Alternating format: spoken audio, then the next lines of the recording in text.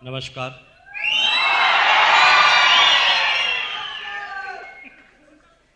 नमस्कार।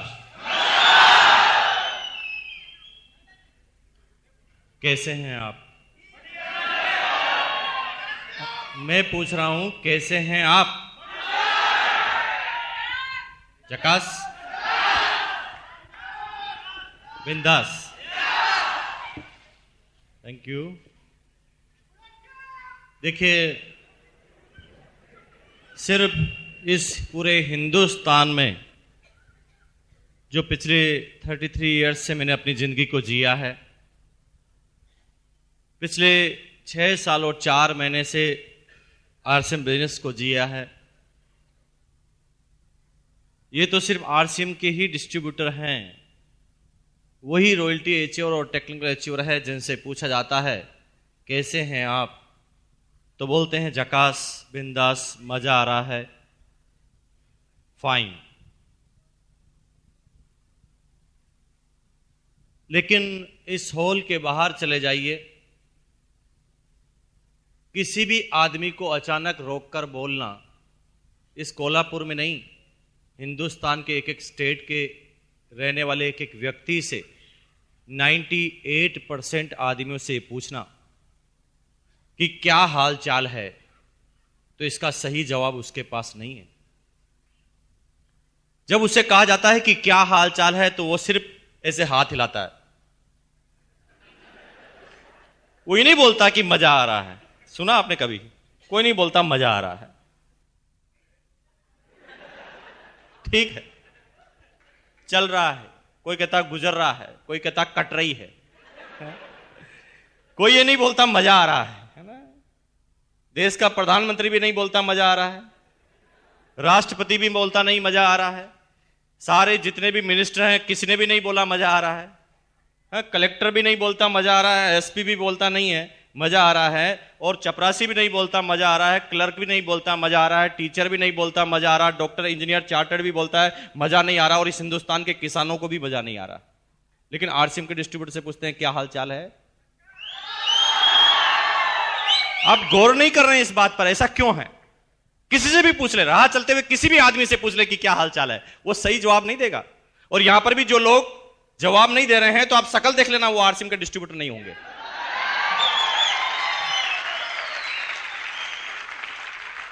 कितनी अजीबो गरीब बात है ना। सब आदमी लोगों को यह बताते हैं कि मैं जिस काम को कर रहा हूं वो संतुष्ट हूं, लेकिन अंदर ही अंदर जब भी वो अपना एक क्वेश्चन अपने ही जीवन से, अपने ही दिमाग से पूछता है कि क्या तुझे मजा आ रहा है, तो अंदर से जवाब आता है नहीं बेटा, जिस काम के लिए तू पैदा हुआ वो काम तू नहीं कर रहा, चाहे तू भी डॉक्टर बन गया है। और तभी मिस्टर सतीश पंडित ने, नाम सुना कितने आदमी ने सतीश पंडित का? Very good. मिस्टर सतीश पंडित जो एक जनक, एक अवतार इस बिजनेस में हुए, उन्होंने जब टेक्निकल पर वो पहुंचे थे, वो मेरी ग्रेट डाउनलाइन में से एक थे, और जब वो टेक्निकल पर पहुंचे थे तो उन्होंने मुझे एक कविता लिखकर, शिमला के अंदर हमारी टेक्निकल अचीवर्स की मीट थी, उसके अंदर उन्होंने मुझे वो कविता गिफ्ट दी थी, और उस कविता का शीर्षक था आराम कर, और उसकी चौथी पंक्ति में उन्होंने लिखा था, तू जिसे चाहता उसे चाहता नहीं, इस झूठ से न खुद को परेशान कर, आराम कर। तू जिसे चाहता उसे चाहता नहीं, इस झूठ से न खुद को परेशान कर, आराम कर। कहने का मतलब क्या है? यानी हम बाहर लोगों को यह बता रहे हैं कि हम सुखी हैं, हम डॉक्टर हैं इसलिए सुखी हैं, हम टीचर हैं, हम गवर्नमेंट सर्वेंट हैं इसलिए सुखी हैं, हम इंजीनियर, चार्टर्ड या कलेक्टर हैं इसलिए सुखी हैं। लेकिन अंदर ही अंदर वो हर इंसान जानता है कि जिस काम के लिए वो पैदा हुआ है वो काम वो नहीं कर रहा है। कोई भी आदमी किसी भी एक व्यक्ति में, किसी भी एक काम में संतुष्ट नहीं है। कलेक्टर भी संतुष्ट नहीं है, इस देश का प्रधानमंत्री भी संतुष्ट नहीं है, आम नागरिक भी संतुष्ट नहीं है, किसान भी संतुष्ट नहीं है, इंजीनियर, डॉक्टर, चार्टर्ड, टीचर, कोई भी एक वर्ग ऐसा नहीं है जो संतुष्ट हो। और हर वर्ग को ऐसा लगता है कि सामने वाला आदमी मेरे से ठीक है। इंजीनियर ये कहता है कि डॉक्टर की जिंदगी अच्छी होती है, डॉक्टर ये कहता है कि टीचर की जिंदगी अच्छी होती है, टीचर ये कहता है कि नेता की जिंदगी अच्छी होती है, नेता कहता है कि कलेक्टर की जिंदगी अच्छी होती है, कलेक्टर कहता है कि प्रधानमंत्री की जिंदगी अच्छी होती है, लेकिन सभी जानते हैं कि मेरी जिंदगी तो अच्छी नहीं है।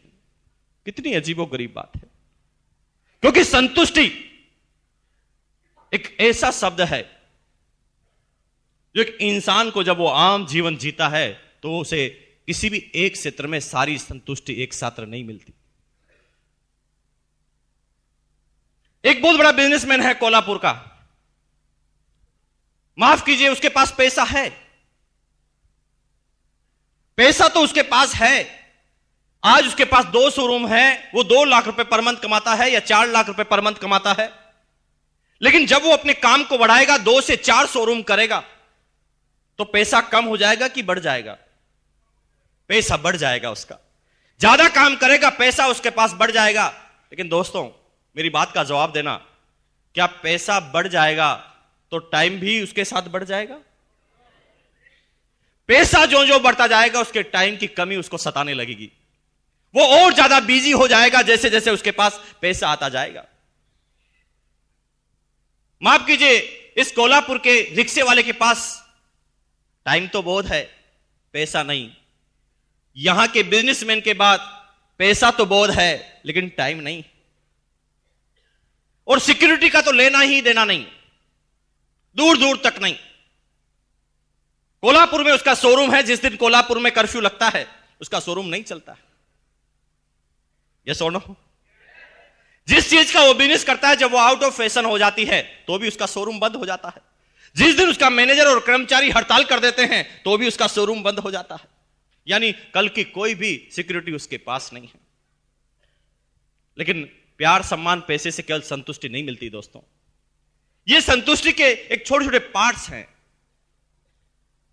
अगर ये सारी चीजों को एक साथ मिलाया जाए, प्यार, सम्मान, इज्जत, दौलत, शोहरत, सर्कल और सिक्योरिटी, तो कहीं जाकर बनती है संतुष्टि। और ये सारी चीजें दुनिया के किसी भी फील्ड में एक जगह पर नहीं मिलती सिवाय आरसीएम बिजनेस के।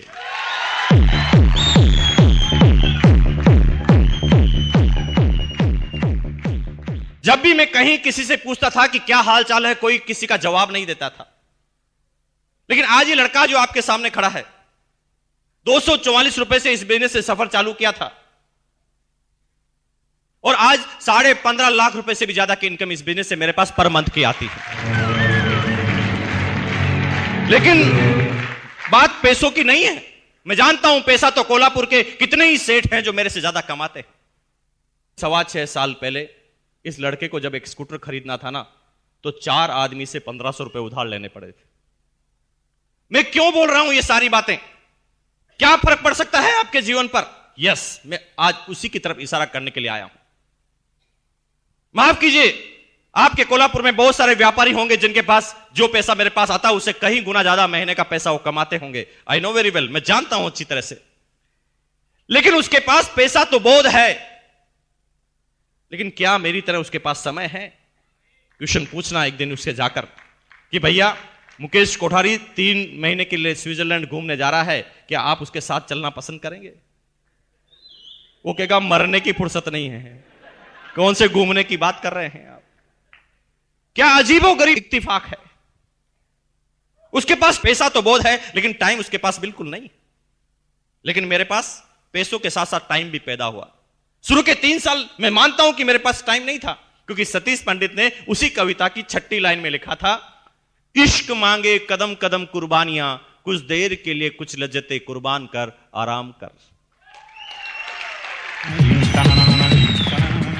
इश्क मांगे कदम कदम कुर्बानियां। इश्क मतलब जो भी नया काम आप कर रहे हैं, नया काम जो आप करने जा रहे हैं, जिसमें आप सफल होना चाहते हैं, जिसमें आप नंबर 1 जाना चाहते हैं, जहां पर भी आप नया काम करेंगे वहां पर आपको कुर्बानियां देनी पड़ेगी। बिना कुर्बानियों के आप नंबर 1 तक नहीं जा सकते।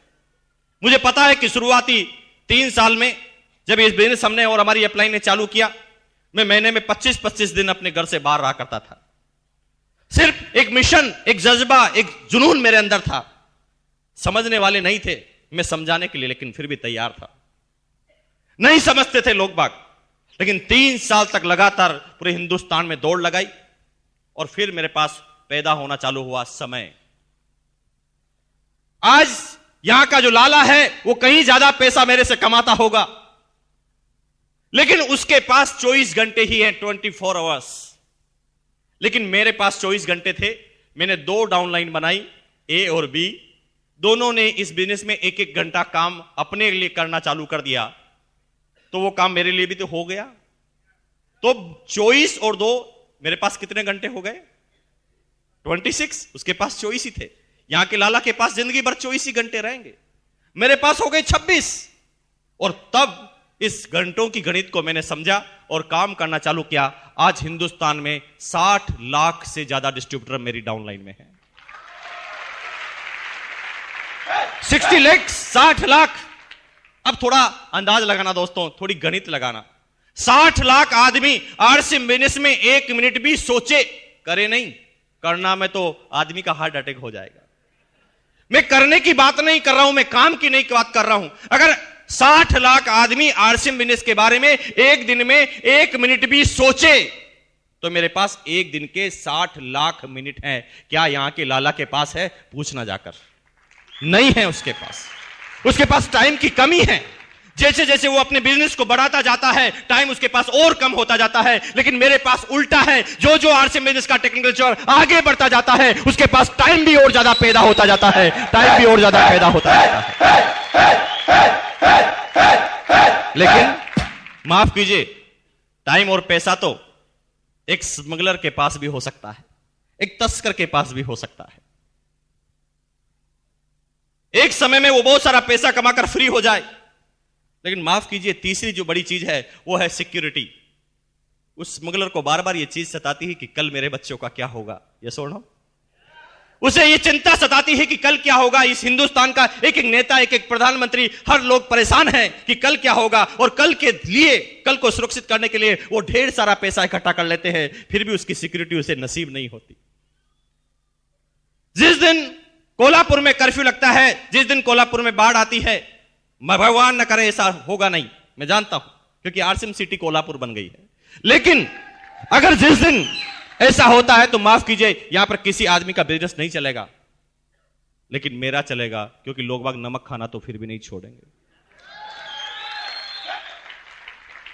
वो किसी एक चीज का व्यापार करते हैं तो इसलिए हो सकता है कि उसके एक चीज की जिस दिन आउट ऑफ सप्लाई होगी, एक चीज जिस दिन आउट ऑफ फैशन होगा, तो हो सकता है उसका बिजनेस नहीं चले। लेकिन मेरा चलेगा, क्योंकि मैं किसी एक चीज का व्यापारी हूं ही नहीं। कंपनी नमक बनाती है तो डिस्ट्रीब्यूटर हम और आप ही हैं। कंपनी नमकीन बनाती है तो भी डिस्ट्रीब्यूटर हम और आप ही हैं। कंपनी कपड़े बनाती है तो डिस्ट्रीब्यूटर आप और हम हैं। कंपनी इंश्योरेंस लेकर आती है तो डिस्ट्रीब्यूटर आप और हम हैं। क्योंकि एक बिजनेस तो चलता नहीं, एक आइटम के ऊपर तो हम बिजनेस नहीं कर रहे ना। गुड मॉर्निंग से गुड नाइट 300 प्रोडक्ट हैं, इसलिए सिक्योरिटी ज्यादा है। कल क्या होने वाला है, क्योंकि मैं किसी एक आदमी पर डिपेंड नहीं हूं। हो सकता है इस सिटी का लाला जो है बहुत सारे पैसा कमाता है, बहुत बड़ी फैक्ट्री उसके पास है, लेकिन जिस दिन सारे मजदूर हड़ताल कर देंगे, क्या उसकी फैक्ट्री चलेगी? लेकिन मेरी फैक्ट्री में तो कोई मजदूर होता ही नहीं दोस्त। यहां पर तो सारे के सारे सेठ होते हैं, और सेठ अपने काम को बंद करना पसंद नहीं करते। हेलो,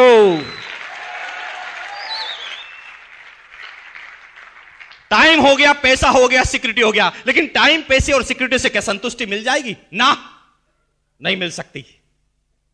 टाइम, पैसा और सिक्योरिटी के बाद अगर संतुष्टि मिलती तो टाटा बिरला को संतुष्ट हो जाना चाहिए, बिल गेट्स को भी संतुष्ट हो जाना चाहिए ना। नहीं है वो संतुष्ट, क्योंकि उसके बाद सबसे बड़ी भूख होती है, वो होती सम्मान की। मैं एक क्वेश्चन आपसे पूछता हूं, आप इस बिजनेस में आएंगे पैसों के लिए? यस और नो? पैसों के लिए इस बिजनेस में आएंगे। एक दिन ऐसा होगा कि आपके पास बहुत बड़ा पैसा आ जाएगा। एक दिन आपके सारे अकाउंट, आपके सारे लॉकर ज्वेलरी से और पैसों से भर जाएंगे। आपकी शादी हो जाएगी, आपके बच्चे भी अच्छे एजुकेशन लेने लगेंगे, आपके पास एक लग्जरी कार भी आ जाएगी, एक बहुत बड़ा बंगला भी, एक बहुत बड़ा मकान, एक बहुत बड़ा महल भी आप खड़ा कर लेंगे। और उसके बाद फिर क्या करेंगे? क्या सोचा है आपने? फिर यहां पर टाई टाई फिश हो जाता है। तो फिर ये सारी चीज तो आज भी है ना टाटा बिरला के पास, तो फिर वो संतुष्ट क्यों नहीं है? क्योंकि दोस्त, इन सारी चीजों के पास जिस चीज की जरूरत पड़ती है वो होती है सम्मान की, वो होता है इज्जत की। फिर उन आदमियों को यह महसूस होता है कि नहीं, समाज में मेरा नाम होना चाहिए, नंबर 1 पर जाना चाहूंगा, लोग बाग मेरी इज्जत करना चाहिए, मैं जिस भी मोहल्ले से निकलूं लोग बाग ये इशारा करना चाहिए कि वो सेठ जा रहा है। यस और नो? और इसलिए वो सारे टाटा बिरलाओं ने बहुत पैसा कमाने के बाद भी सब सारी संतुष्टि नहीं मिली, तो उन्होंने अपना पैसा मंदिर और मस्जिद बनाने में खर्च करना चालू कर दिया। बिरला मंदिर, बिरला जी को थोड़ी बिठाया मंदिर में, वो तो भगवान का मंदिर था ना, वो तो भगवान का मंदिर था, लेकिन मंदिर का नाम रखा बिरला मंदिर। फिर भी उस बिरला जी को संतुष्टि नहीं मिली। उन्होंने मंदिर पे नाम पर पैसा खर्च करना चालू किया ताकि उनका सम्मान हो, लेकिन केवल सम्मान, अगर टाइम मनी सिक्योरिटी के साथ सम्मान आए ना तो भी संतुष्टि नहीं मिलती दोस्तों। उसके बाद आदमी को चाहिए प्यार, रिलेशंस। आदमी चाहता है कि मेरे पास जब सब कुछ हो तो लोग मेरे से प्यार करें। मान लीजिए आपको मैं चारों चीजें देता हूं, लेकिन सब लोग अगर आपसे नफरत करने लग जाए तो चलेगा? नहीं चलेगा, क्योंकि इंसान को फिर जरूरत होती है इन सारी चीजों के बाद प्यार करे मेरे से लोग बाग। माफ कीजिए, इस कोल्हापुर के लाला के पास ये है क्या? अरे लाला लाखों कमा रहा है इस कोल्हापुर का, फिर भी गालियों पे गालियां खाता जा रहा है। लेकिन क्या है इस बिजनेस में? जो आरसीएम का चेक जब 500 का आता है तो भी लोग वक्त तालियां बजाते हैं, तालियां खींच खींच कर मार रहे हैं 500 के चेक पर।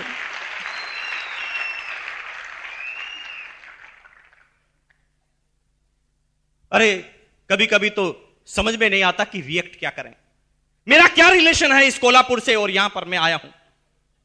मेरे खानदान का कोई भी आदमी इस कोल्हापुर में पहले नहीं आया था, और नहीं मेरे पूरे समाज में कोई भी आदमी यहां पर पैदा हुआ था।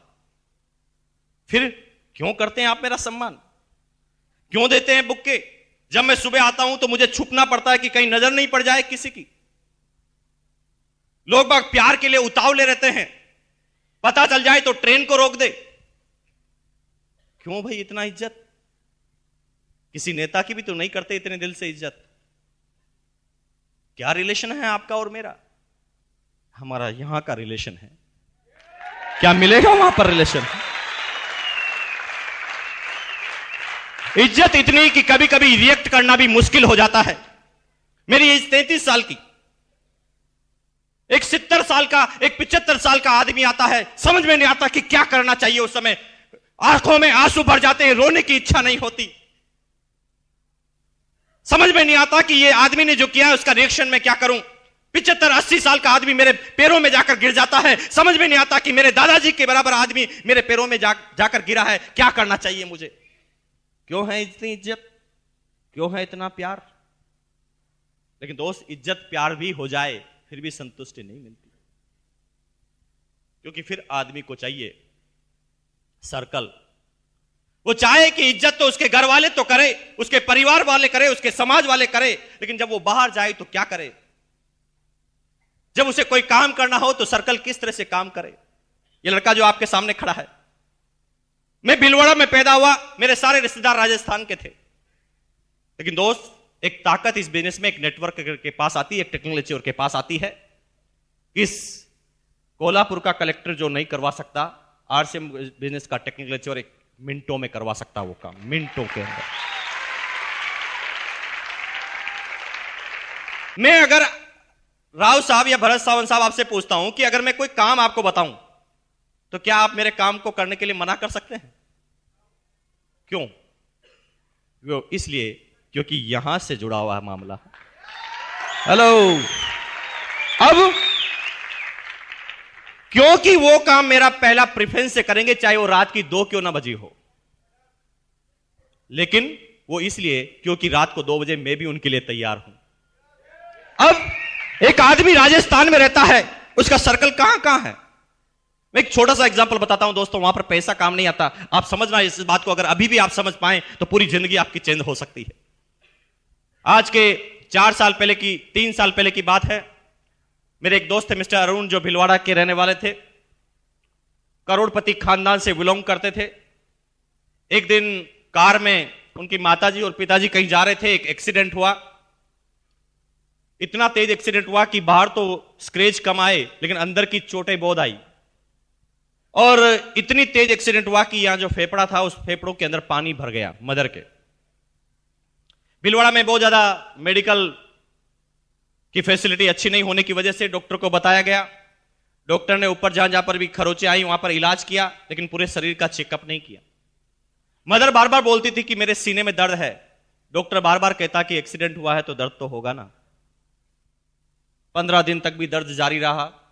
जब डॉक्टर को बात समझ में नहीं आई तो उन्होंने रेफर किया। पड़ोस का एक जगह है, डिस्ट्रिक्ट है उदयपुर, नाम सुना आपने? उदयपुर में रेफर किया। वहां पर मेडिकल थोड़ी इंप्रूव है। तो वहां के डॉक्टर ने जब चेकअप किया तो इमीडिएट बताया चेकअप के बाद कि आपके फेफड़ों में पानी भर चुका है और इसको भरे हुए 15 दिन हो चुके हैं। अगर ये 4 दिन में ऑपरेशन नहीं होता है तो हम नहीं बचा पाएंगे इनको। दोस्त के फादर पैसे वाले थे, उन्होंने कहा ओके, कितना पैसा फेंकना है, मैं फेंकने के लिए तैयार हूं, आप ऑपरेशन कीजिए। तो उन्होंने कहा नहीं दोस्त, हमारे इंडिया में ये टेक्नोलॉजी उपलब्ध नहीं है। इंडिया में 2 ही स्पेशलिस्ट हैं जो इस चीज का इलाज कर सकते हैं। दोनों बाहर से रिटर्न आए हैं, एक है चेन्नई में और दूसरा है बॉम्बे में। दोनों डॉक्टरों से फटाफट एड्रेस लिया और दोनों डॉक्टरों से जब फटाफट संपर्क करने की कोशिश की, अपॉइंटमेंट लेने की कोशिश की, तो पता चला कि वो बहुत बिजी डॉक्टर हैं, कोई भी अर्जेंट पेशेंट को नहीं लेते। आज अगर आप उनसे अपॉइंटमेंट मांगे तो 4 महीने बाद का मिलता है, लेकिन ऑपरेशन करना था 4 दिन में। मेरे दोस्त के फादर इतने पैसे वाले थे कि वो उस एक ऑपरेशन पर 1 करोड़ रुपए भी खर्च कर सकते थे, लेकिन उनका पैसा अब काम नहीं आ रहा था। वो लाचार थे, पैसा उनके पास बहुत सारा था लेकिन अब काम नहीं हो पा रहा था। उस समय मेरा जाना वहां पर हुआ। मेरे पास भी कोई इलाज नहीं था, लेकिन जब मुझे पूरी बात उन्होंने बताई तो मैं भी परेशान हो गया कि क्या करना चाहिए, इसका क्या इलाज है। तो मेरे दिमाग ने अचानक थोड़ा सा काम करना चालू किया। मैं कंपनी में गया, आरसीएम बिजनेस, क्योंकि भिलवाड़ा की कंपनी है, मैं कंपनी में गया। मैंने वहां के क्लर्क को एक आइडिया दिया। मैंने कहा भैया मेरी डाउनलाइन में जितने भी आदमियों के नाम के आगे DR लिखा हुआ है, डॉक्टर लिखा हुआ है, उसकी एक लिस्ट चाहिए मुझे। उन्होंने फटाफट एक प्रोग्राम लिखा, इंटर दबाया और सारे डॉक्टरों की लिस्ट मेरे सामने आ गई। मैंने कहा ये बात में मैं एक्सपर्ट नहीं हूं, मैं कोई राय नहीं दे सकता, हो सकता है कोई डॉक्टर मुझे इस बात की राय दे पाए। पहले ही नंबर पर आया डॉक्टर दवे, हिम्मतनगर, गुजरात। उनका नाम सुनते ही मैं समझ गया उस आदमी को मैं जानता था। मैंने फटाफट डॉक्टर दवे को फोन लगाया। फोन लगाकर जब मैंने पूरी हिस्ट्री बताई, और हिस्ट्री बताने के बाद मैंने चेन्नई के जो डॉक्टर थे, उनका नाम मुझे अब ठीक से याद नहीं है, मैंने उनका नाम बताया। उन्होंने आश्चर्य से कहा अरे वापस बोलना, क्या नाम बताया आपने? मैंने जब वापस नाम बताया तो उन्होंने कहा ऐसा है कि इतना अर्जेंट मामला है तो मैं अहमदाबाद से मुंबई आता हूं, मुंबई से चेन्नई की फ्लाइट पकड़ता हूं और आप सीधे अपनी मदर को लेकर चेन्नई पहुंचिए। मैंने कहा डॉक्टर साहब इतने कॉन्फिडेंस से आप कैसे बोल सकते हैं? हम 10 बार बात कर चुके हैं, वो डॉक्टर बात करने तक के लिए तैयार नहीं होता। 4 महीने बाद की वो डेट देता है, वो कहता है कि अर्जेंट पेशेंट में लेता ही नहीं। आप इतना कॉन्फिडेंस से कैसे कह सकते हैं? वो कहते हैं भैया तुम इस बात की चिंता मत करो, तुम लेकर आओ, क्योंकि he is my class fellow, मुझे मना ही नहीं कर सकता हो। हेलो, यहां पर नहीं हो रहा था पैसों से काम। माफ कीजिए, किसके पास पैसा है जो इसको काम को करवा पाए? एक इंसान को सच्ची संतुष्टि जब मिलती है जब ये सारी चीजें एक साथ एक फील्ड में अवेलेबल हो। माफ कीजिए, इस दुनिया में तो अभी कोई ऐसा फील्ड पैदा नहीं हुआ जो प्यार, सम्मान, इज्जत, दौलत, शोहरत, सिक्योरिटी और सर्कल सारी चीजें एक साथ ला कर दे। वो सिर्फ मिलती है आरसीएम के टेक्निकल अचीवर को।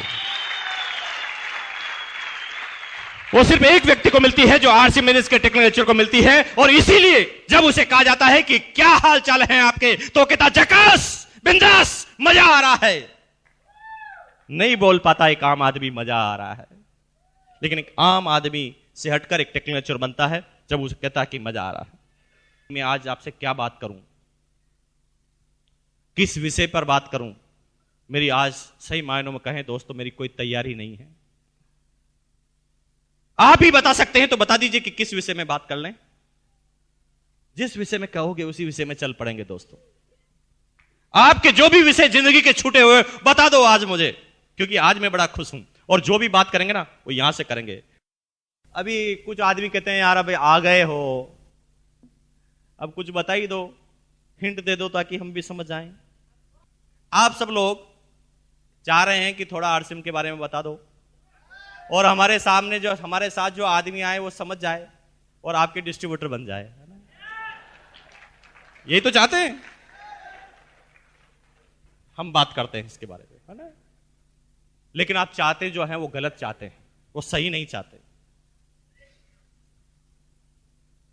एक आदमी, हंसी मुझे तब आती है जब 6.25 साल से जब लगातार वो इस बिजनेस को चलते हुए देखता है, फिर भी कहता है कि थोड़ा हमें समझा दो। क्या समझाएं आपको?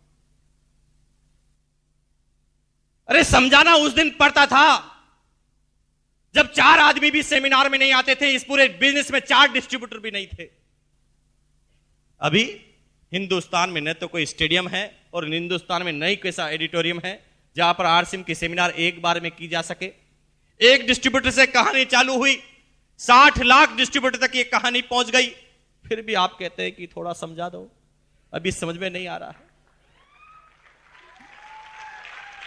अरे समझाना उस समय पड़ता था ना जब आरसी बिजनेस का एक पेंट पीस आता था किट के अंदर, उस समय समझाना पड़ता था कि ये बिजनेस क्या है। आज गुड मॉर्निंग से गुड नाइट 300 से ज्यादा प्रोडक्ट है आपके पास, फिर भी आप कहते हैं कि थोड़ा हिंट तो दे दो। क्या समझाऊं आपको? अरे समझाना उस समय पड़ता था जब गुजरात में डिस्ट्रीब्यूटर बनाना था तो भिलवाड़ा से किट लेकर आनी पड़ती थी, क्योंकि पूरे हिंदुस्तान में आरसीएम का एक ही शोरूम राजस्थान में होता था। अब एक से कहानी चालू हुई, आज हिंदुस्तान में 10,000 हो गए, फिर भी आप कहते थोड़ा तो समझा दो, आ ही गए हैं तो समझा दो। क्या समझाऊं मैं आपको? 80 से ज्यादा डिपो हिंदुस्तान के सारे राज्य, 60 लाख डिस्ट्रीब्यूटर, एक प्रोडक्ट से कहानी चले गई 300 प्रोडक्ट के ऊपर। हिंदुस्तान में 40 से ज्यादा करोड़पति, 850 से ज्यादा टेक्निकल अचीवर, 3,500 से ज्यादा रॉयल्टी अचीवर, हजारों लाखों आदमी, हजारों रुपए पर मंथ कमाने वाले आदमी सारी बात जानते हैं, फिर भी कहते हैं थोड़ा तो बहुत समझा दो, आ गए हैं। क्या समझा दूं मैं आपको? अरे जिंदगी भर वो नमक खाते आए ना 9 रुपए किलो का, triple refined iodise ISI mark का साल्ट, नाम लेने की जरूरत नहीं है। जिंदगी भर वो 9 रुपए किलो का नमक खाते आए, अब वही नमक आपको 7 रुपए किलो में मिले triple refined iodise ISI mark के साथ, और 7 रुपए मिलने के बाद भी उसके बिजनेस वॉल्यूम का 41% वापस मिले, फिर भी आप कहते हैं थोड़ा तो समझा दो ना। क्या समझाऊं मैं आपको? क्या बाकी रह गया समझाने को? जिंदगी भर नहाते आए ना उस 13 रुपए के साबुन से, हीरोइनें बोलती आई कि मेरे रूप का राज, मेरे गोरेपन का राज, उसका कुत्ता गोरा हो गया, हम तो नहीं हुए। हम तो उसी इंतजार में अभी बरसों से, जन्मों जन्मों से उस साबुन को लगाते आ रहे हैं, हम तो नहीं हुए ना गोरे। जिंदगी भर लौटते हुए आ गए वो आदमी आपको। अब वही साबुन 70% टीफम में 100 ग्राम में, पहले आप 13 रुपए का जिंदगी भर खरीदते आए, अब वही साबुन आपको 8.5 रुपए में मिले, और उसके बाद उसके बिजनेस वॉल्यूम का भी 41% वापस मिले, और आप कहते थोड़ा सा समझा दो। अब आए गए तो थोड़ा तो हिंट दे दो। अरे दोस्त, ये तो वही बात हो गई ना, सतीश पंडित अपनी टेप में नहीं बोलते थे, एक आदमी के पास ऐसा एक थैला था, उसने सामने वाले से कहा, भाई साहब मेरे पास जो ये थैला है, क्या आप ये बता सकते हैं कि इस थैले में क्या है? और अगर आप ये बता दें कि इस थैले में क्या है तो इस थैले में जितने भी केले हैं तुम्हें इनाम। कुछ लोगों को कल तक समझ में आ जाएगी।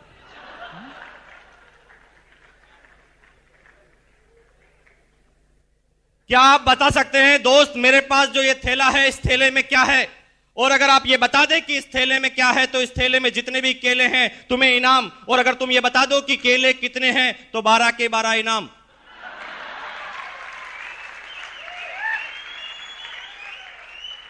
दोस्तों प्रॉब्लम यहां पर नहीं है, प्रॉब्लम इस जगह पर नहीं है, प्रॉब्लम इस जगह पर है कि कुछ लोग ये सारी बात सुनने के बाद भी ऐसे दिमाग लगाते हैं।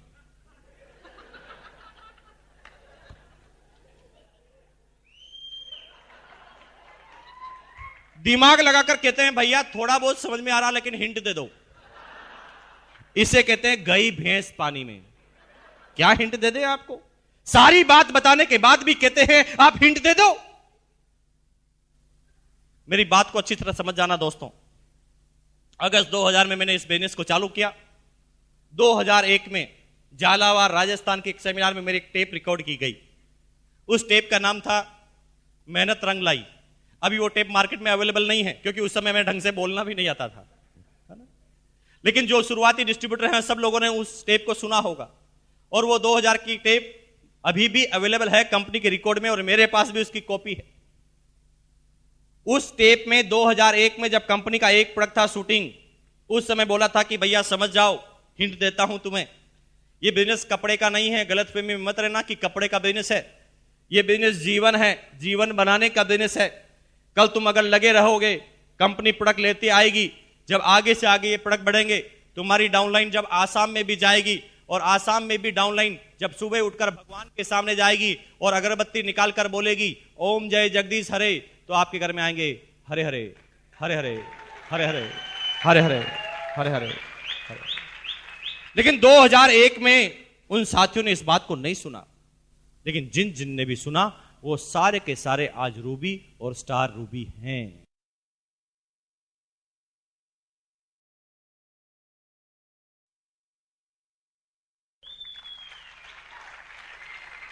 जिन लोगों ने सुना वो सारे के सारे रूबी और स्टार रूबी हैं, क्योंकि अभी ये बिजनेस चालू नहीं हुआ है।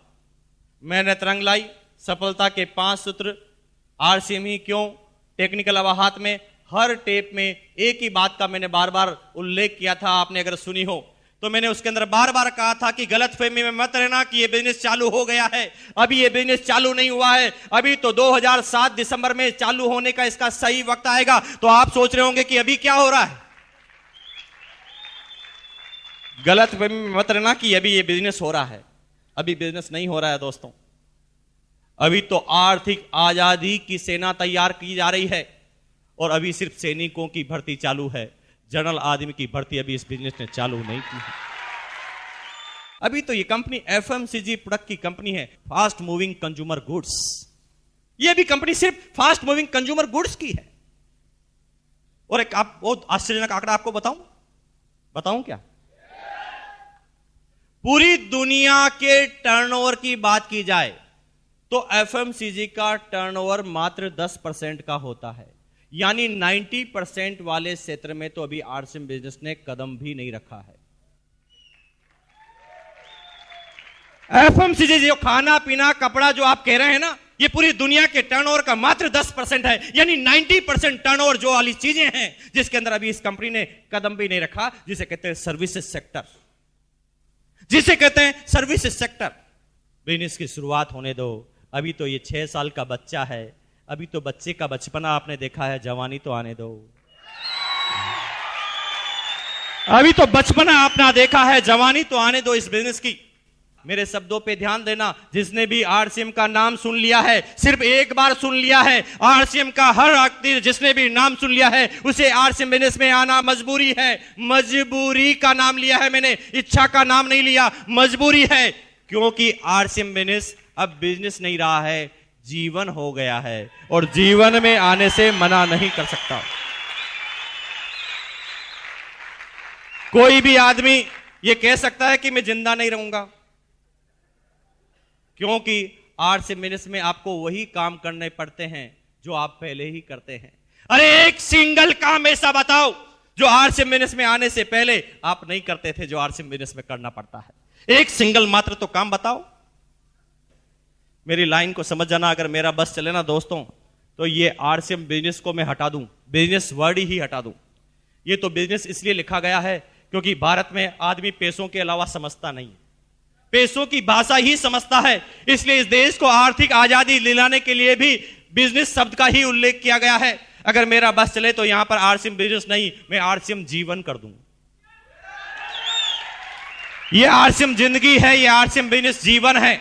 मेरे एक शब्द को फिर समझ जाना, मैं 3 बार रिपीट कर चुका हूं। शायद ये हिंट आप ले जा रहे हैं कि नहीं ले जा रहे हैं मुझे पता नहीं। हर उस आदमी को आरसीएम बिजनेस में आना पड़ेगा, ये उसकी मजबूरी है जिसने भी आरसीएम का नाम सुन लिया है। कुछ लोग जो थोड़ा सा भी दिमाग रखते हैं इस बिजनेस के प्लान को देखते ही समझ जाते हैं। कुछ लोग लोगों को चलते हुए देखकर समझ जाते हैं। कुछ लोग पड़ोसी के घर में जब कार आती है तो समझ जाते हैं। कुछ लोग पड़ोसी को जब 3 साल करते हुए देखते हैं तो समझ जाते हैं। कुछ लोग समझ जाते हैं, कुछ लोग समझा दिए जाते हैं। कुछ लोग मर्जी से समझ जाते हैं, कुछ लोग मजबूरी से समझ जाते हैं। हर आदमी को जिसने भी इस बिजनेस का नाम सुन लिया है उसे आना पड़ता है, क्योंकि आरसीएम बिजनेस नहीं जीवन है। जीवन में आने से कोई मना नहीं कर सकता। लेकिन क्यों होता है समय 1 साल 2 साल 3 साल 4 साल बाद क्यों एक आदमी को यह बात समझ में आती है? Now seminar is start. अब चालू हो रही है सेमिनार की बात। निकाल लीजिए अगर आपके पास पेन है, निकाल लीजिए आपके पास अगर डायरी है। समझ जाना, अगर ये तीन बातें समझ में आ गई, पूरी सेमिनार, पूरा बिजनेस और पूरी जिंदगी समझ में आ जाएगी। पूरी लाइफ, ना सिर्फ इस बिजनेस की बात कर रहे हैं, जिंदगी के हर क्षेत्र में, चाहे आप नेता हैं तो नेता में नंबर 1, बिजनेस करते हैं तो बिजनेस में नंबर 1, सर्विस करते हैं तो सर्विस में नंबर 1, आरसीएम करेंगे तो आरसीएम बिजनेस में नंबर 1, आप गृहिणी हैं तो गृहिणी में नंबर 1, और अगर आप अच्छे पति हैं तो पति में नंबर 1, पत्नी है तो पत्नी में नंबर 1, जिसमें भी जाएंगे उसमें नंबर 1। क्योंकि मैं बताने जा रहा हूं सफलता के 3 दुश्मन। नंबर 1, पहला ईगो, घमंड, ईगो, घमंड। नंबर 2, शर्म, शेम। नंबर 3, शंका, डाउट। ईगो, शर्म, शंका। ईगो, मुझे पता है इस हॉल में आज बहुत सारे ऐसे आदमी हैं जो पहली बार आए होंगे,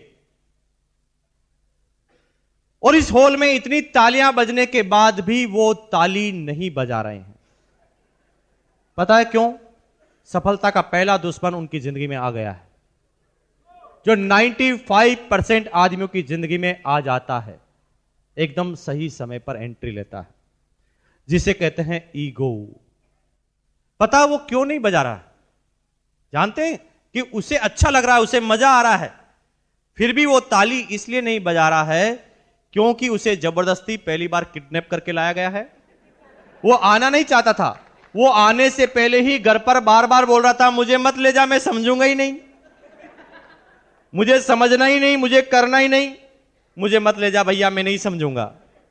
अब क्योंकि उसे समझ में भी आ रहा है,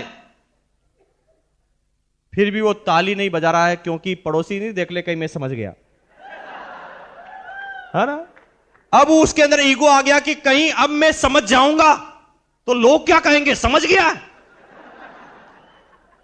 क्योंकि घर पे तो कह रहा था नहीं समझूंगा, और अभी समझ जाऊंगा तो मेरी इंसल्ट हो जाएगी, और इसे कहते हैं ईगो। ये होते हैं अदृश्य, और जब ईगो आदमी के जीवन में आता है तो आपके सामने से अपॉर्चुनिटी निकलती है, वो डांस करते हुए निकलती है और आप देखते ही रह जाते हैं, कुछ भी नहीं कर पाते। ईगो एक ऐसी चीज है जिससे नजर तो नहीं आती, लेकिन जीवन में उसका एक बहुत बड़ा असर आ जाता है। बहुत सारे आदमी को जब ये बिजनेस प्लान आप बताने की शुरुआत करते हैं, बहुत सारे आदमी शुरुआत से पहले ही आपको रोक देते हैं। आई नो वेरी वेल, मैं जानता हूं। जो ही आप बैग निकालते हो, कहते हैं नहीं कहना, नहीं आता, ऐसा बहुत सारे आते जाते, सुनेंगे नहीं आपकी बात। एक दिन एक आदमी मुझे भी मिल गया। जब ईगो आता है तो आदमी दूसरे वाले आदमी को नीचा गिराने की कोशिश करता है। जब ईगो आता है तो वो जिंदगी में सारे जो भावनाएं, उसके प्लस पॉइंट, उसके माइनस पॉइंट, सबको डब्बे में डाल देता है और सामने वाले आदमी को गिराने की कोशिश करता है कि कैसे भी ये आदमी मेरे से आज जीतना नहीं चाहिए। एक आदमी को जब मैंने प्लान बताना चालू किया तो उसने 15 मिनट तक तो मेरी बात ही सुनना चालू नहीं किया। उसने बक बक बक बक बक बक, मैं एक शब्द बोलूं वो 10 बोले।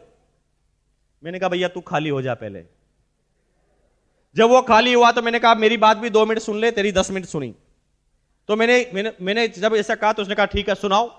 जब मैंने सुनाना चालू किया और मैंने बार बार उनसे क्वेश्चन पूछे तो उस हर क्वेश्चन का आंसर यस यस यस वो करता गया, और कुछ समय बाद उसे ये बिजनेस प्लान समझ में आ गया। मैं जानता हूं कि उसे ये बिजनेस प्लान समझ में आ गया, लेकिन आ गया ईगो, क्योंकि पहले उसने मना कर दिया।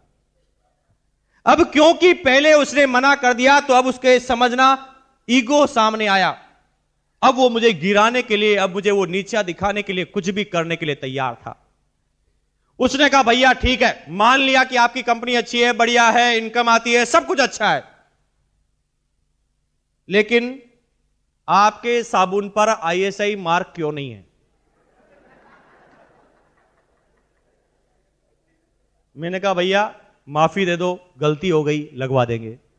और क्या बोलता मैंने कहा भैया माफी दे दो, गलती हो गई, लगवा देंगे, कल कंपनी से बोल देंगे, कल छाप लगा देगी।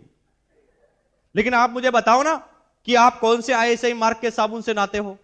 वो कहता लक्स। मैंने कहा लक्स पे तो नहीं आता। वो कहता हमाम। मैंने कहा हमाम पे भी नहीं आता। वो कहता किसी पे तो आता होगा। मैंने कहा चुप, जब तू नहाता नहीं है तो तुझे क्या फर्क पड़ता है?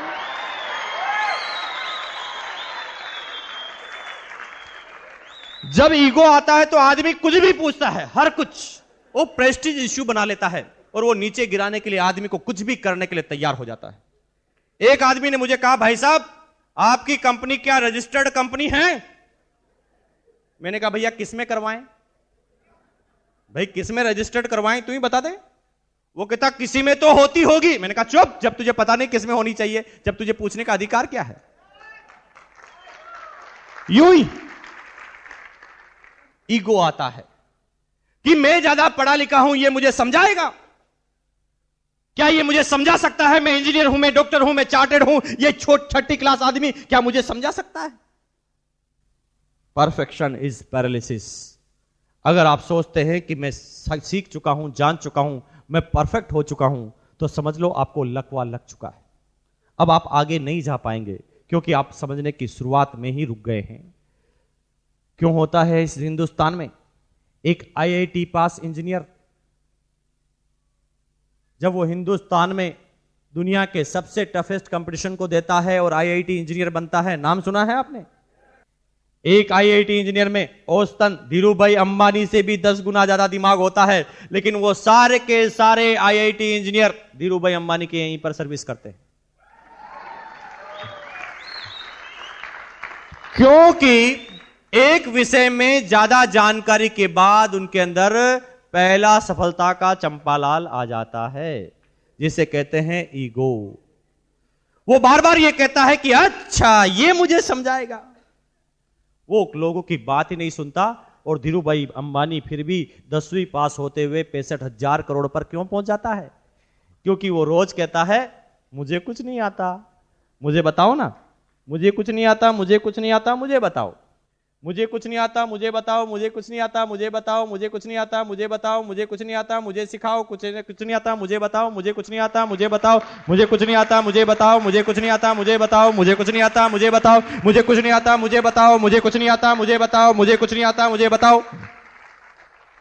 सीखता जाता है, सीखता जाता है, सीखता जाता है, सीखता जाता है, सीखता जाता है, सीखता जाता है, सीखता जाता है, सीखता जाता है, सीखता जाता है, सीखता जाता है, सीखता जाता है, सीखता जाता है, सीखता जाता है। Number 1 in the India 65,000 crore का साम्राज्य खड़ा कर देता है, क्योंकि वो कहता है कि मुझे कुछ नहीं आता।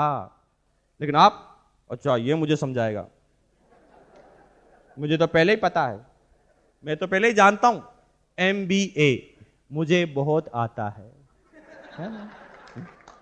मुझे पहले ही पता है, मुझे पहले ही जानकारी है, और इसलिए हमारी जानकारी एक दायरे में सिमट जाती है और हम जिंदगी में आगे नहीं बढ़ पाते, एक जगह जाकर टिक जाते हैं।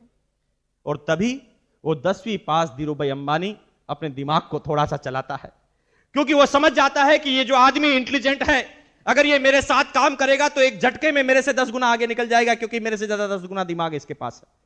और इस कमजोरी को जब समझता है, ईगो को, तो जो ही वो कुछ करने की सोचता है उसे 4 लाख रुपए का इंक्रीमेंट देता है। वो आदमी डर जाता है, दूसरी जगह चालू करूंगा तो 0 से काम करना पड़ेगा और यहां पर तो सीधे 25 लाख मिलते हैं। और जिंदगी भर वो धीरूभाई अंबानी के यहां पर ही सर्विस करता जाता है, उसी कंपनी में डायरेक्टर और प्रेसिडेंट बनता जाता है, लेकिन वो धीरूभाई अंबानी कभी नहीं बन पाता, क्योंकि वो बार बार कहता है कि मुझे समझाएगा, वो समझने की कोशिश ही नहीं करता। अगर आप समझना चाहें ना दोस्तों, मेरे शब्दों को समझना, अगर आप समझना चाहें तो नाली में पड़ा हुआ शराबी, 4 साल का बच्चा और दुनिया का सबसे बड़ा पागल भी आपको समझा सकता है। और अगर आप समझना नहीं चाहें तो ऑक्सफोर्ड यूनिवर्सिटी का प्रोफेसर भी आकर आपको कुछ नहीं समझा सकता। आज मुझे वो समय याद है, आज के 4 साल पहले की बात है। मेरी उस समय 3 साल की गुड़िया ने मुझे टूथब्रश करना सिखाया। कितनी अजीब गरीब बात है। तो क्या मुझे 32 साल से टूथब्रश करना नहीं आता था? मैं गर्व से बोलता हूं कि मुझे नहीं आता था। एक दिन संडे की बात थी, महीने का अंतिम संडे, मेरी कोई सेमिनार नहीं थी। मैं घर के बाहर निकलकर गार्डन में ब्रश कर रहा था और मेरी गुड़िया पूंछ की तरह मेरे पीछे पीछे पकड़कर घूम रही थी, मुझे पता भी नहीं। अचानक 3-4 मिनट बाद मेरी जब निगाहें गई तो मैंने पूछा क्या है? तूने कहा डैडी छी, इतने बड़े हो गए अभी तक ब्रश करना नहीं आता। शुक्र है भगवान का, अल्लाह का, परवरदिगार का कि मैं उस समय आरसीएम बिजनेस में था, मेरे अंदर ईगो गायब हो चुका था। तो मैंने पूछा कि नहीं, क्या गलती है? अगर मैं आरसीएम नहीं करता तो उस बच्चे के एक चपाटा मारता और कहता, अच्छा तू समझाएगी मुझे।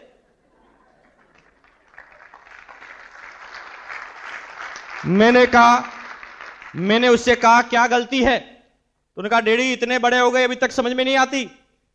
हमारी मैम ने बताया है कि आपके दांतों की, आपकी टीथ की जो लाइन है वो तो स्ट्रेट है और आप ब्रश को यूं घुमा रहे हैं। हमारी मैम ने बताया कि ऐसे बोलो, zig zag zig zag zig zag zig zag zig zag. Mukesh Kothari ने एक ही चाटा अपनी गर्दन पर लगाया कि बेवकूफ हो गया, 32 साल से ब्रश करना नहीं आता, 4 साल के बच्चे ने तुझे सिखा दिया।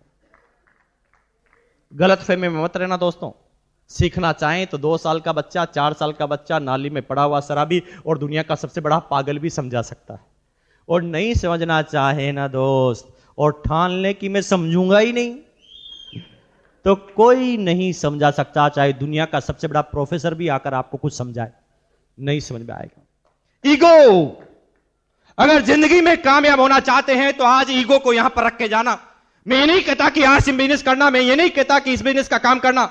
अगर आप टीचर हैं तो टीचर में ईगो को त्याग देना, अगर आप बिजनेसमैन हैं तो बिजनेस में ईगो को त्याग देना, आप पति हैं तो पति का ईगो त्याग देना, अगर आप पत्नी हैं तो ईगो को त्याग देना, अगर आप बिजनेसमैन हैं तो ईगो को त्याग देना, आप दुनिया के किसी भी क्षेत्र में है ईगो को त्याग देना। क्योंकि जब ईगो आता है तो अदृश्य आता है, आपके सामने डांस करता हुआ निकलता है और आपके सामने अपॉर्चुनिटी चले जाती है साइड में, और फिर आपकी जिंदगी में आता है काश, काश ये जमीन 5 रुपए गज में मिल रही थी, ले लेता तो करोड़पति होता, किसी ने रोका, ले लेते, जिसने ली वो तो करोड़पति हो गया है।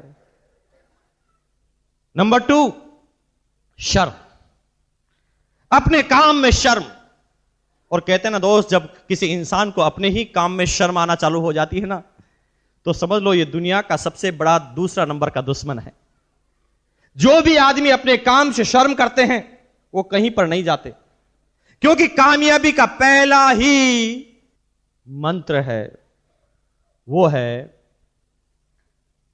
जब तक दुनिया ये नहीं कह दे कि बंदा ये बिंदास है, तब तक आप कामयाब नहीं होंगे, चाहे आप किसी भी क्षेत्र में हैं।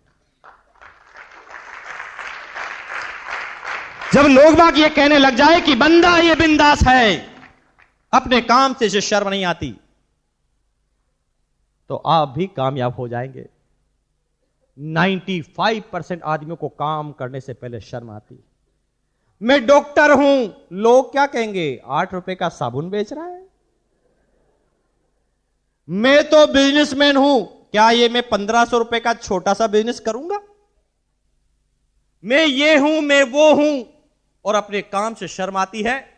और उसका छोटा भाई काम करते करते मर्सिडीज कार लेकर आता है, फिर बात समझ में आती है। आई ना कुछ लोगों को 2 साल बाद, 5 साल बाद भी आती कुछ लोगों को। मेरे दोस्तों को भी 5-6 साल बाद समझ में आई।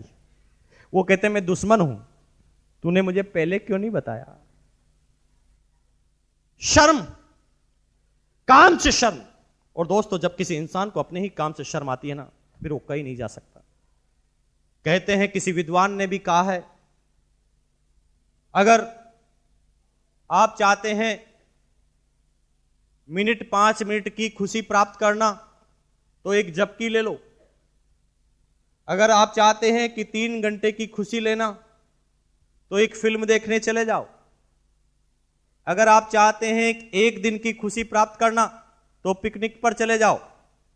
अगर आप चाहते हैं 7 दिन की खुशी प्राप्त करना तो हनीमून पर चले जाओ। अगर आप चाहते हैं कि 3 महीने की खुशी लेना तो शादी कर लो। अगर आप चाहते हैं कि 1 साल की खुशी, 2 साल की खुशी मिले तो खूब सारा पैसा कमा लो। लेकिन अगर आप चाहते हैं कि जिंदगी भर खुशी चाहिए तो अपने काम से प्यार कर लो। अपने काम से अगर आपको प्यार हो गया तो किसी खुशी की तलाश में आपको नहीं जाना पड़ेगा। अगर आप अपने काम से प्यार कर लेते हैं तो कभी आपको किसी खुशी की तलाश में नहीं जाना पड़ेगा। दोस्त, जो भी शर्म को त्यागा है वो सब नंबर 1 पर गए हैं, लेकिन 98% आदमी नहीं त्याग पाते अपनी शर्म को। धीरूभाई अंबानी को अपने जीवन की शुरुआत पेट्रोल पंप पर सर्विस करते हुए शर्म नहीं आई। कर डाली उसने पेट्रोल पंप पर सर्विस, भर डाला पेट्रोल और बना दी दुनिया की सबसे बड़ी रिफाइनरी। अमिताभ बच्चन को लावारिस फिल्म की शूटिंग में अचानक डायरेक्टर ने बोला कि भैया लड़की के कपड़े पहन के डांस करना पड़ेगा इस डांस में। बंदा वो बिंदास था, फटाफट लड़की के कपड़े पहने और गा दिया मेरे अंगने में, सुपर डुपर हिट। वो अपने काम से प्यार करता था, अपने काम से प्यार करने की वजह से वो क्षेत्र में वो नंबर 1 पर गया। तभी राव साहब बार बार बोलते हैं, अरे दोस्त, इस देश में कामयाब व्यक्ति टाटा आज भी नमक का व्यापार करते हुए शर्म नहीं करता, बाटा आज भी जूतों का व्यापार करते हुए शर्म नहीं करता, अंबानी अभी आम और सब्जियों का व्यापार करते हुए भी शर्म नहीं कर रहा है।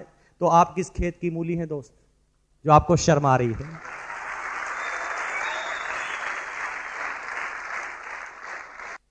तीसरा है शंका, डाउट। हर काम की शुरुआत में सिर्फ और सिर्फ डाउट कर लेना, शंका कर लेना। अरे दोस्त, क्यों नहीं समझ में आता है ये बिजनेस? 1500 रुपए में 3 जोड़ी कपड़े, जिंदगी भर कपड़े खरीदते आए हैं लाला की दुकान से। कभी लाला के ऊपर शंका की है आपने? नहीं की है लाला के ऊपर शंका। जिंदगी भर लाला के कपड़े पहन पर कर लाला के बच्चों को विदेश में भिजवा दिया, लाला के घर पर मर्सिडीज कार आ गई, लाला ने बड़ा बंगला ले लिया, लाला की पत्नी पूरा ज्वेलरी बॉक्स का सारा ज्वेलरी पहन लेती है। क्यों हुआ इन सालों में? क्योंकि कभी हमने लाला पे शंका नहीं की। लेकिन इस बिजनेस में 1500 रुपए कपड़े मिलने के बाद करोड़पति बनने का लाइसेंस मिलता है और उसके ऊपर 2 लाख का एक्सीडेंटल इंश्योरेंस मिलता है और सारे प्रोडक्ट की डीलरशिप मिलती है। फिर भी ये बात समझ में नहीं आती, क्योंकि बात ईजी होती है तो शंका हो जाती है।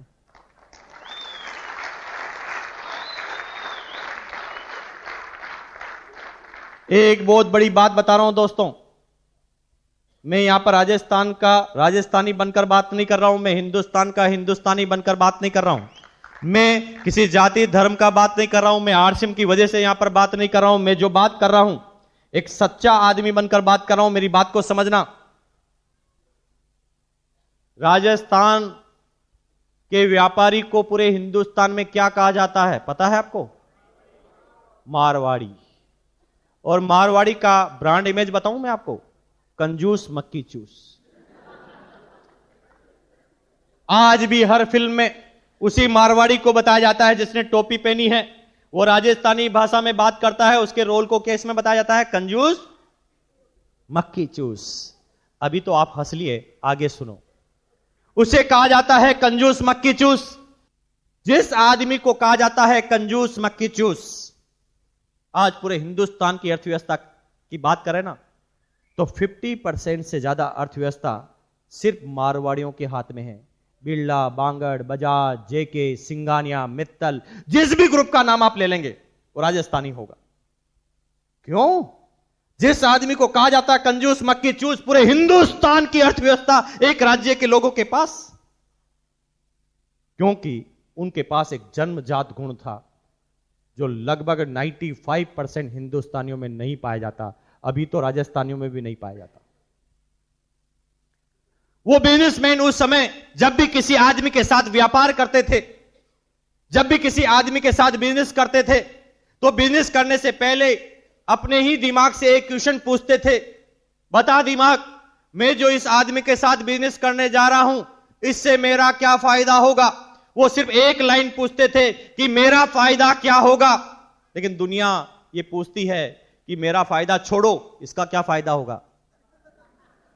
इसलिए बात समझ में नहीं आती। 1500 रुपए में 3 जोड़ी कपड़े, 300 प्रोडक्ट की डीलरशिप, LIC, आप इंश्योरेंस, सारी चीजें मिलने के बाद, 7 रुपए किलो का नमक मिलने के बाद, 8 रुपए का साबुन मिलने के बाद भी लोग इसे क्यों नहीं समझ पाते? क्योंकि इतनी इजी है ना, इसलिए शंका हो जाती है। 1500 रुपए में इतनी सारी चीजें दे रहा है, जरूर कोई ना कोई बात होगी, इसलिए बात समझ में नहीं आती। और इसीलिए वो हर चीज में नेगेटिव चीज ढूंढना चालू करता है। हिंदुस्तान में हर पॉजिटिव काम पर शंका होती ही है, फाइनल है, क्योंकि इसकी शुरुआत कहीं ना कहीं हमारे कल्चर से हुई है। मैं ये नहीं कहता कि हमारे पूर्वज गलत थे, हो सकता है उनकी जानकारी थोड़ी सी गलत हो। तभी तो हिंदुस्तान में जब एक बच्चा पैदा होता है ना, पैदा होते ही उसे सिखाया जाता है, बेटा बोलो नाना नानी, नाना नाना, नानी नानी नानी नानी, नाना नाना नाना नाना नाना नाना, नानी नानी नानी नानी नानी। और नाना इतना करवाया जाता है उससे कि बड़ा होकर वो हर चीज में पहले बोल देता है ना। आपके घर पर कोई मेहमान आता है, आप पूछते हैं चाय पियोगे? ना, अभी पी के आया हूं। अच्छा, कोई ऐसा मेहमान आया आपके घर पे, जो ही आपने कहा पियोगे चाय? हाँ हाँ लाओ अभी पीता हूं। कोई आया क्या ऐसा? क्योंकि उसे बचपन से ही सिखाया गया है, बेटा सबसे पहले क्या बोलो? कोई की काम की शुरुआत के बीच में पहले क्या बोलो? ना। चाय पियोगे? ना। पी लो ना, ठीक है। खाना खाओगे? ना, अभी खा के आया हूं। शकल से लग रहा 3 दिन से भूखा है, फिर भी यही बोलेगा अभी खा के आया हूं। फिर ज्यादा बोलो खा लो ना, ठीक है। खाना चालू करेगा और खाएगा तो आपसे 3 गुना खा जाएगा, लेकिन पहले क्या बोलेगा? क्योंकि उसे कहा गया बेटा हर काम के बीच में बोलो ना। और तभी 1500 रुपए में 3 जोड़ी कपड़े, 300 प्रोडक्ट की डीलरशिप, आने वाले समय में सारे प्रोडक्ट की डीलरशिप की गारंटी, एक्सीडेंटल इंश्योरेंस फ्री में, और आपको अकाउंट में मिलता है फ्री में, 0 बैलेंस में अकाउंट, और सारी जानकारी सारे प्रोडक्ट मिलने के बाद भी कोई आदमी आपको बताता आरसीएम करोगे? ना, सब लूट गए हैं, बर्बाद हो गए हैं, ये हो गए हैं, नहीं कर सकता। ज्यादा बोलोगे तो कर लेगा, क्योंकि हर ना अंतिम ना नहीं होती। अरे छोटे से बच्चे से पूछ लो, इतना छोटा सा बच्चा भी समझ जाता, हम इतने बड़े हैं फिर भी नहीं समझते। बेटा बताओ, एक है हां, एक है ना, क्या है? हाँ और ना। और ना। और ना अगर मर गया तो क्या बचेगा? हाँ। यही तो बताने आया हूं भैया। थैंक यू, बैठो।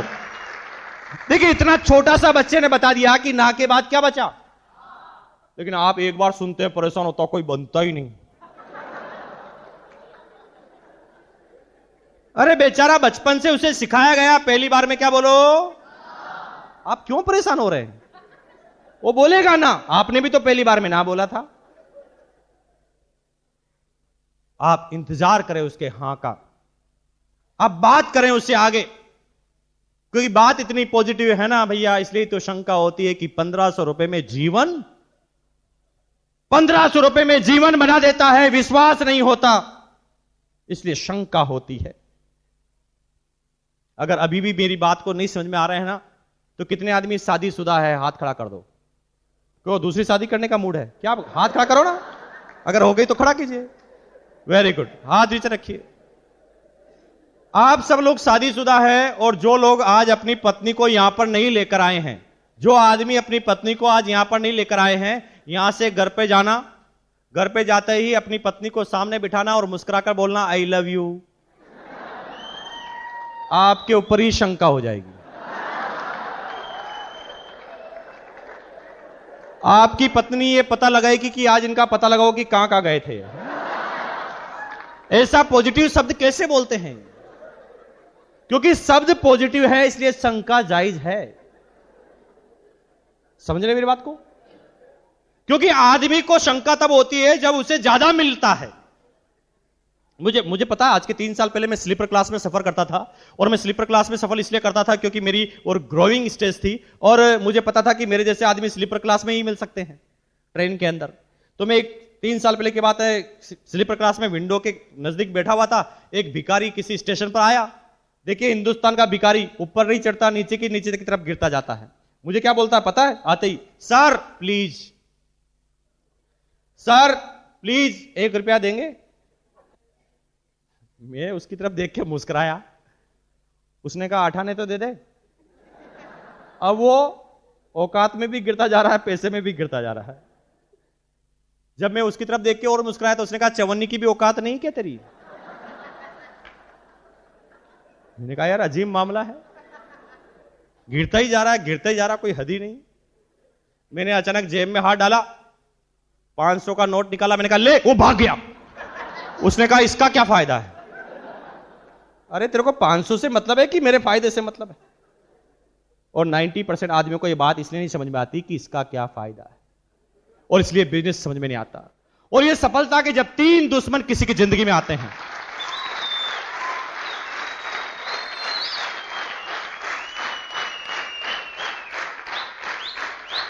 और सफलता के 3 दुश्मन जब किसी की जिंदगी में आते हैं, जो होता है ईगो, शर्म और शंका, तो एक अच्छी खासी जिंदगी भगवान से दी हुई 84 लाख योनियों के बाद छटनी होकर जब आपको मानव जीवन मिला, उसके बाद भी एक इंसान कहता है कि मैं संतुष्ट नहीं हूं, मैं दुखी हूं, मैं परेशान हूं। अरे मानव जीवन मिलने के बाद भी कोई आदमी कहता है दुखी हूं, तो भैया क्या होता जब आपको भगवान 84 लाख योनियों के बाद आपको इंसान नहीं बनाता, मच्छर बना देता, आप क्या कर लेते? आपके हाथ में क्या था? कोई भी आदमी पकड़कर मसल कर फेंक सकता था, उसने इंसान के रूप में आपको पैदा किया। अरे वो भगवान चाहता था ना तो आपके 4 टांगे भी लगा सकता था, लेकिन उसने 2 ही टांगे लगाई, ऊपर दिमाग लगाया। और इतनी सारी बात मिलने के बाद भी आप कहते हैं मैं बदनसीब हूं। बदनसीब नहीं है दोस्त, अगर ये सारी बातें भी अगर आपको समझ में नहीं आती तो यहां पर आपकी किस्मत का लेना देना नहीं है, आपका दिमाग खराब है बस।